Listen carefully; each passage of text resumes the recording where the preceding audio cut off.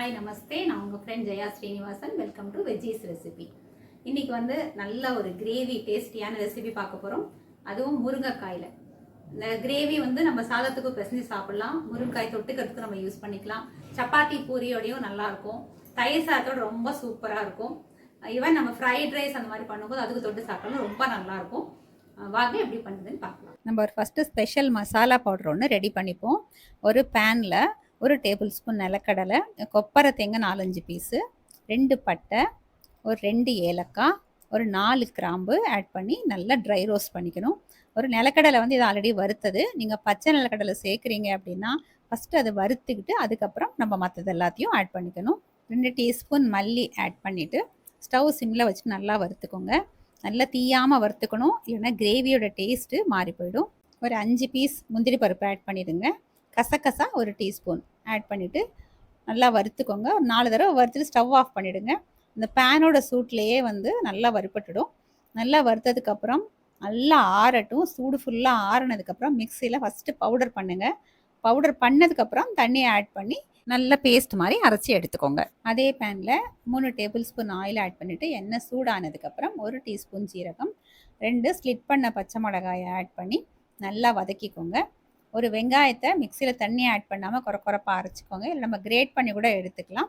இதையும் இந்த எண்ணெயில் ஆட் பண்ணிவிடுங்க.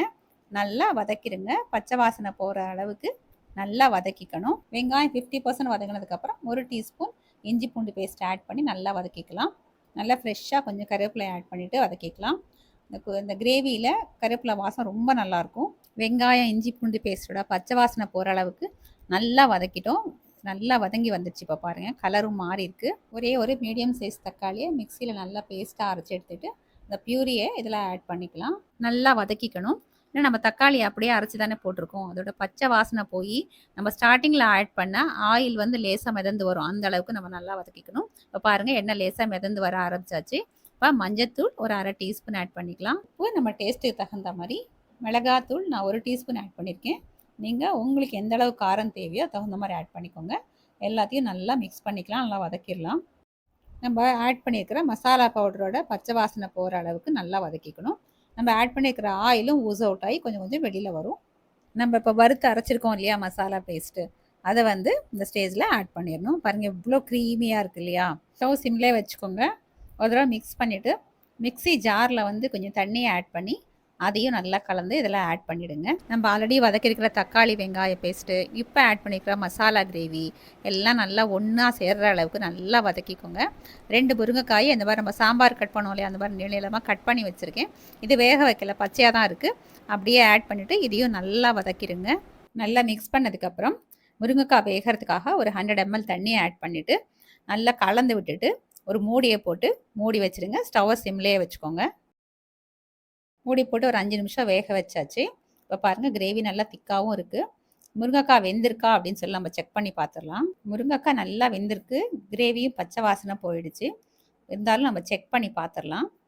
பாருங்கள், ஒரு ஸ்பூனால் குத்தி காமிக்கிறேன். ஈஸியாக சாஃப்டாக உடையுது பாருங்கள். 1/2 டீஸ்பூன் புளி பேஸ்ட்டு அதில் கொஞ்சமாக தண்ணி ஆட் பண்ணி மிக்ஸ் பண்ணி நம்ம ஆட் பண்ணிக்கலாம். இன்ஸ்டன்ட் புளி பேஸ்ட்டோட ரெசிபி வந்து நம்ம சேனலில் ஆல்ரெடி நம்ம கொடுத்துருக்கோம். நீங்கள் செக் பண்ணி பாருங்கள். புளி பேஸ்ட் இல்லைன்னா சின்ன கொட்டைப்பாக்கு அளவுக்கு புளியை ஊற வச்சு ஒரு 1/2 டம்ளர் புளி தண்ணியை இதில் நீங்கள் ஆட் பண்ணிவிடுங்க.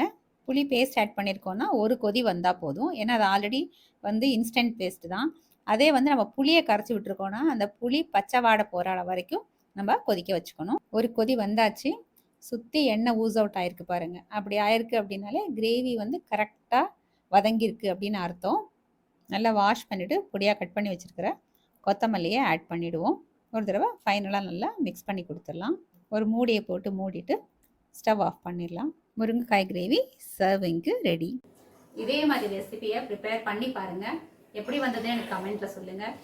சேனலை சப்ஸ்கிரைப் பண்ணுங்கள், எனக்கு மோட்டிவேஷனாக இருக்கும். லைக் பண்ணுங்கள், ஃப்ரெண்ட்ஸ் அண்ட் ஃபேமிலியோட ஷேர் பண்ணுங்கள். பெல் ஐக்கனை கிளிக் பண்ணுங்கள். டெய்லி நம்ம அப்படி மீட் பண்ணி பேசிகிட்டே இருக்கலாம். தேங்க்ஸ் ஃபார் வாட்சிங்.